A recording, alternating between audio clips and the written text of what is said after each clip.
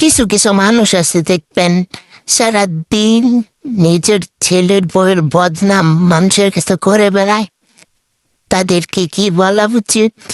একটা কথা মনে রাখেন আপনারা, এই শাশুড়িরা যুদ্ধ হলে তখন পাড়ার মানুষ এসে সেবা যত্ন করবো না, ওই ঘরের বউটাই করবো। হ্যাঁ, তো কি জন্য যে মানুষের কাছে বদনাম করেন আমি সেইটাই বুঝি না।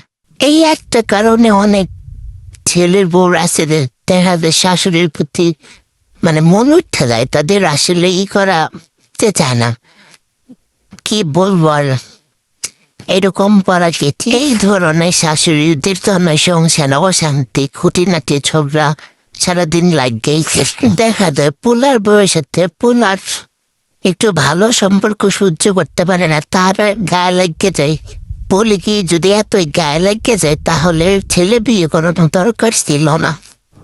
আসলে নাটক সিনেমায় গল্পে আশেপাশে মানুষের কাছে শুনতাম যে শাশুড়ির এমন, এইটা আসলে ঠিক কথাই। শাশুড়ি শাশুড়ি তারা কখনো মা হওয়ার যোগ হয় না।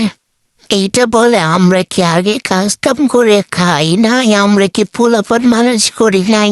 বলি আগের দিন আর এখনকার দিন অনেক পার্থক্য, বুঝছেন?